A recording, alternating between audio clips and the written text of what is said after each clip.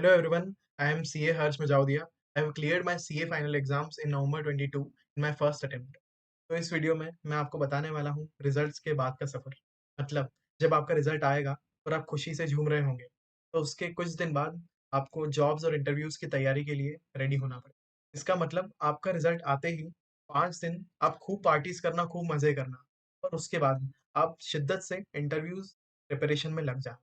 तो रिजल्ट आने के बाद जब आप जॉब सर्च कर रहे होंगे, तो आपके मन में कई सवाल आएंगे। तो पहला सवाल, सीए बनने के बाद जॉब्स के लिए क्या क्या प्लेटफॉर्म्स अवेलेबल होते हैं। तो सबसे इंपॉर्टेंट है आईसीआई कैंपस। इसकी प्रोसेस में आपको आगे डिटेल में समझाऊंगा। इसके अलावा भी ऑफ कैंपस आपके पास बहुत सारी अपॉर्चुनिटीज अवेलेबल होती है, जिनके लिए आपको थोड़े एक्स्ट्रा एफर्ट्स लगाने पड़ते हैं। तो ऑफ कैंपस जॉब्स के लिए आपके पास ये कुछ प्लेटफॉर्म्स अवेलेबल होते हैं। सबसे पहला है लिंक्डइन। तो लिंक्डइन पे सबसे पहले तो आपको अपनी प्रोफाइल अपडेट करना है, दुनिया को बताना है कि आप सीए बन चुके हैं, और अपना रिजल्ट अपलोड करो, लोगों को अपनी जर्नी बताओ, क्योंकि इतनी खुशी का मौका बार बार नहीं आता है। तो जब आप प्रोफाइल अपडेट करने जाओगे, तो किसी भी रिसेंटली पास चार्टर्ड अकाउंटेंट की प्रोफाइल आप रेफर कर लेना, और उसके अकॉर्डिंग अपनी प्रोफाइल को अपडेट कर लेना। उसके बाद अगर जॉब्स की बात करें, तो लिंक्डइन पर 3 तरीकों से आप जॉब सर्च कर सकते हो। फर्स्ट, अगर किसी एम्प्लॉय ने अपने ऑर्गेनाइजेशन की वैकेंसी के बारे में पोस्ट किया है, तो आप उसके थ्रू अप्लाई कर सकते हो। सेकंड इज कि जिस भी कंपनी में आप जॉब करना चाहते हो, या फिर आपका मन है कि मुझे इस कंपनी में जाना है, तो उस कंपनी के एचआर से, या फिर उस कंपनी में जो भी चार्टर्ड अकाउंटेंट्स काम करते हैं, जॉब करते हैं, उनसे आप लिंक्डइन पे कनेक्ट करके उनके थ्रू आप जॉब के लिए वहाँ पे अप्लाई कर सकते हैं। इसके लिए आपको क्या करना है, आपको लिंक्डइन पर सर्च करना है, फॉर एग्जांपल एशियन पेंट्स। तो आप एशियन पेंट्स सर्च करना, उस कंपनी के पेज पर जाना। आपको पेज में जाके नीचे जाके स्क्रॉल डाउन करके आपको दिख जाएगा कि उस कंपनी में कितने चार्टर्ड अकाउंटेंट्स काम करते हैं। आप उनको अप्रोच करो and apply through them. And for HR, आपको लिंक्डइन पर सर्च करना है, for example Asian paints HR. अब एचआर जितनी भी प्रोफाइल्स होगी वो आपके सामने आ जाएगी, आप उनसे कनेक्ट करो and try to approach them. और तीसरा तरीका ये है कि जब आप लिंक्डइन ऐप ओपन करोगे, तो आपको जॉब्स करके एक सेक्शन दिखेगा। तो आप उस जॉब सेक्शन को ओपन करो, और उसमें सर्च करो जो भी सीए फ्रेशर से रिलेटेड जॉब ओपनिंग्स हैं, और उसके बाद उसमें आपको अप्लाई कर दो, और उसमें आपको अपना रिज्यूमे भी अपलोड करना रहेगा। तो आपका रिज्यूमे कैसा होना चाहिए, वो मैं वीडियो में आगे आपको एक्सप्लेन कर दूंगा। तो ऑफ कैंपस जॉब्स के लिए और भी प्लेटफॉर्म्स अवेलेबल होते हैं। तो पहला तो हो गया लिंक्डइन। अब सेकंड है नौकरी डॉट कॉम। तो नौकरी डॉट कॉम में आपको सबसे पहले अपनी प्रोफाइल क्रिएट करना है, अपना रिज्यूमे अपलोड करना है। उसके बाद सीए फ्रेशर से रिलेटेड आपके पास जो भी जॉब्स आए, उनमें आपको अप्लाई करना है। इस प्लेटफॉर्म से आपको सामने से भी बहुत सारे जॉब इंटरव्यूज के कॉल्स आते हैं, तो आप कॉल्स और ईमेल्स आते हैं, तो आप अपने ईमेल चेक करते रहना। थर्ड है इंडीड। इसमें भी आपको नौकरी डॉट कॉम की तरह ही प्रोफाइल क्रिएट करना है, अपना रिज्यूमे अपलोड करना है, और जॉब के लिए अप्लाई करना है। तो फोर्थ है आईआईएम जॉब्स। आईआईएम जॉब्स पे भी आपको सेम प्रोसेस अपनाना है। First is profile creation, and then uploading the resume, and applying for the jobs. तो इस वेबसाइट की एक खास बात है कि इसमें आपको इन्वेस्टमेंट बैंकिंग से रिलेटेड काफ़ी ओपनिंग्स दिख जाएगी। तो आप जितनी ज़्यादा से ज़्यादा जॉब्स के लिए अप्लाई करेंगे, आपको रिस्पॉन्स आने के चांसेस उतने ज़्यादा बढ़ जाएंगे। तो नेक्स्ट है कंपनीज वेबसाइट। आप जिस भी कंपनी में जाना चाहते हो, उस कंपनी की वेबसाइट में जाकर, करियर सेक्शन में जाकर आप सर्च करो कि सीए फ्रेशर से रिलेटेड कोई भी जॉब ओपनिंग्स अवेलेबल है क्या, और अगर अवेलेबल है तो आप उस ओपनिंग में अप्लाई कर दो। तो नेक्स्ट है व्हाट्सएप ग्रुप्स। तो जब आप सीए बन जाओगे और आपका रिजल्ट आएगा ना, तो आप ऑटोमेटिकली ही बहुत सारे व्हाट्सएप ग्रुप्स में ऐड हो जाओगे, या फिर कुछ फ्रेंड्स के थ्रू आप व्हाट्सएप ग्रुप्स में ऐड हो जाओगे, जिनमें जॉब ओपनिंग्स आती रहती है, तो आप उसमें अप्लाई करते रहना।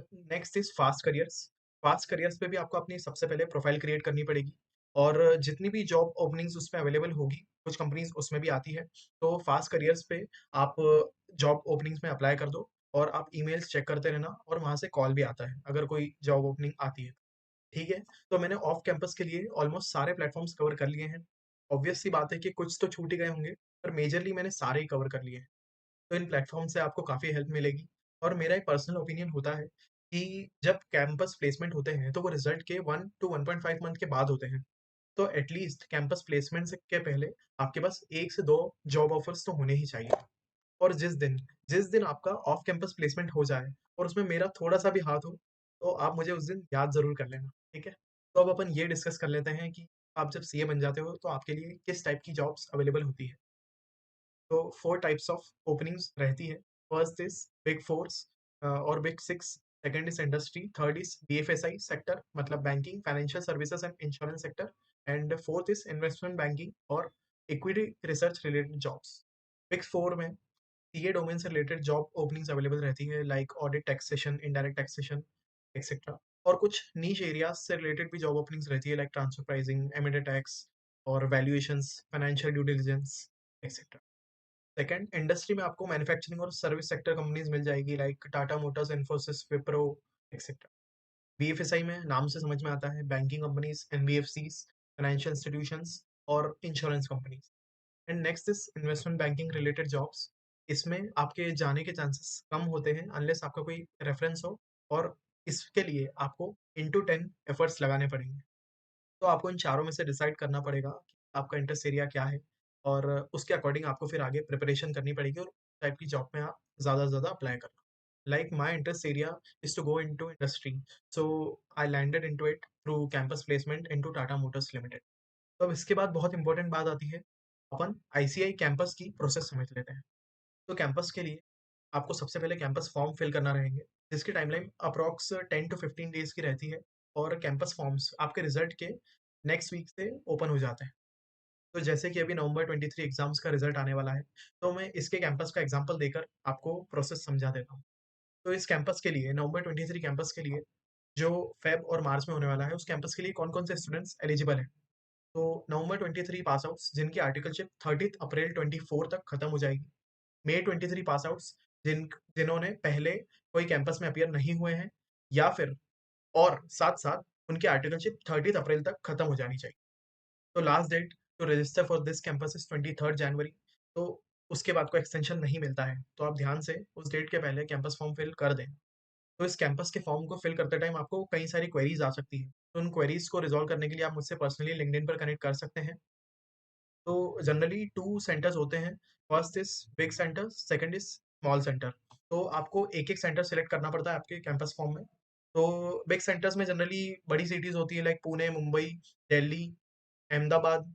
और स्मॉल सेंटर्स में छोटी सिटीज होती है, लाइक इंदौर, ठाणे, एक्सेट्रा। तो जो बिग सेंटर्स के कैंपस होता है, वो पहले होता है, उसमें अच्छी ओपनिंग्स आती है रादर देन बाद में होने वाला स्मॉल सेंटर्स का कैंपस। तो आपके जितने भी इंटरव्यूज होंगे कैंपस में, वो वर्चुअल मोड में ही होंगे। नेक्स्ट इज कि आपको जब कैंपस फॉर्म आप फिल करेंगे, तो अटेम्प्ट्स काउंट लिखना होता है। तो वो आपको एज पर आईसीआई क्लैरिफिकेशन ही लिखना, उसमें आप ध्यान रखना कि अगर आपने किसी अटेम्प्ट का एग्जाम फॉर्म ही नहीं भरा, तो वो आपके लिए अटेम्प्ट काउंट होगा ही नहीं।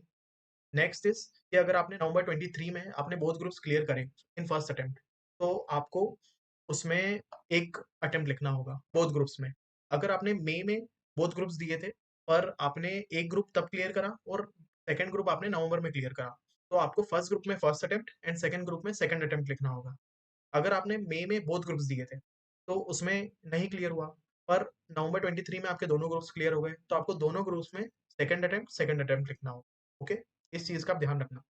अब कैंपस फॉर्म फिल करते टाइम एक एक्सपेक्टेड सैलरी का कॉलम रहेगा, तो आप आपकी एक्सपेक्टेशन पे थोड़ा सा काबू रखना। आपकी एक्सपेक्टेशन ऑब्वियस सी बात है थोड़ी ज्यादा ही होगी, पर आप ध्यान रखना कि आप आपकी एक्सपेक्टेड सैलरी 10 to 12 lakhs ही डालना, क्योंकि उससे आपको ज़्यादा से ज़्यादा शॉर्टलिस्टिंग आएगी। उससे ऐसा नहीं होता है कि कंपनी अपना पैकेज सीटीसी चेंज कर ले, ठीक है?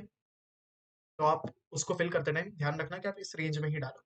एक बहुत इंपॉर्टेंट बात, अगर आपने ग्रेजुएशन करी है, तो उसकी डिटेल्स डालना मत भूलना कैंपस फॉर्म में, क्योंकि बहुत सारी कंपनीज़ के क्राइटेरिया रहता है कि अगर आपने सीए किया हुआ है, पर उसके साथ-साथ अगर आप ग्रेजुएटेड हैं, तो ही आप उस कंपनी के लिए शॉर्टलिस्ट हो पाएँगे। तो आप ग्रेजुएशन की डिटेल्स ज़रूर डालना। तो इंटरव्यूज़ मतलब डे वाइज़ होते हैं, तो सबसे पहला होता है day premier, then day 2, day 3, day 4। तो ऐसे सब कै सेंटर्स के अलग-अलग डेज़ पे होते हैं इंटरव्यूज़। लाइक मुंबई सेंटर का फॉर एग्जांपल 20th फरवरी को पहला इंटरव्यू है, तो वो डे प्रीमियर होगा, और उसमें जनरली रैंकर्स को शॉर्टलिस्टिंग आती है। कुछ ज़्यादा मार्क्स वाले नॉन रैंकर्स को भी आती है।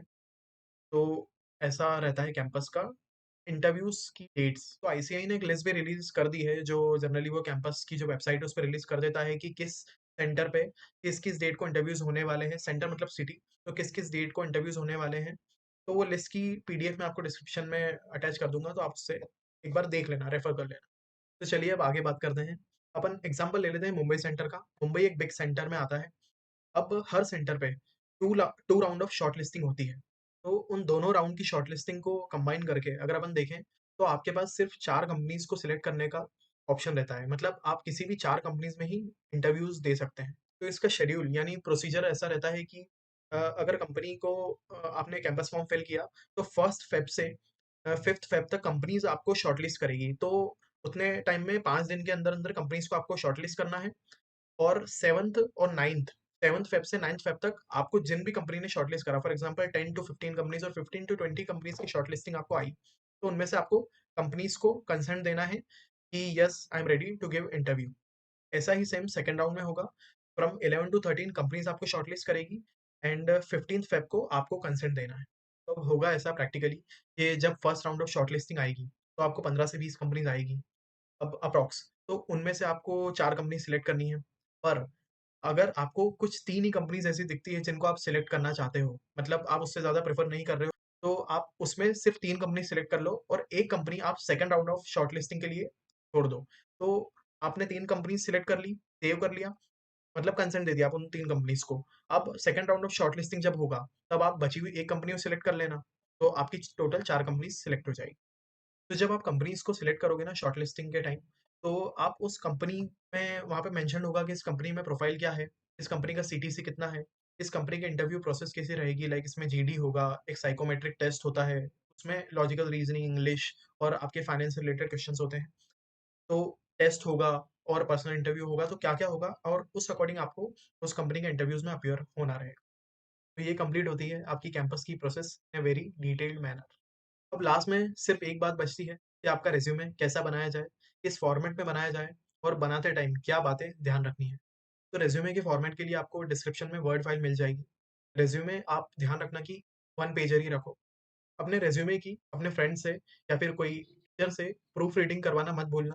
वो करवा लेना, वरना आप कैंपस में अपना रिज़्यूमे अपलोड कर दोगे और बाद में पता चलेगा कुछ मिस्टेक रह गई तो वो बाद में करेक्ट नहीं हो पाती है। आर्टिकलशिप एक्सपीरियंस में आपने जो-जो भी काम किया है आपके आर्टिकलशिप में, वो सब लिखना और जो आपने काम नहीं किया है, पर आपको उसके बारे में थोड़ा भी नॉलेज है या फिर आपके सीनियर्स या फिर फ्रेंड्स से आपने उस ऑडिट या फिर उस एक्सपीरियंस के बारे में समझा है, तो आप उसको भी लिख सकते हो। But you have to be confident enough to answer the questions counted by interviewer. और आपके पास हर आर्टिकलशिप एक्सपीरियंस मेंशन्ड जो भी आपने रिज्यूमे में लिखा है उससे रिलेटेड कुछ मेजर ऑब्जर्वेशन या फिर कुछ भी टास्क हैंडल्ड के बारे में कुछ एक्सप्लेन करने जैसा होना चाहिए। तो फॉर एग्जांपल आपने कोई ऑडिट किया है, तो what was the major observation which you have observed while doing that audit, या फिर आपने कोई ऑडिट में रिपोर्ट क्वालिफाई करी है, तो what was the reason for that qualification.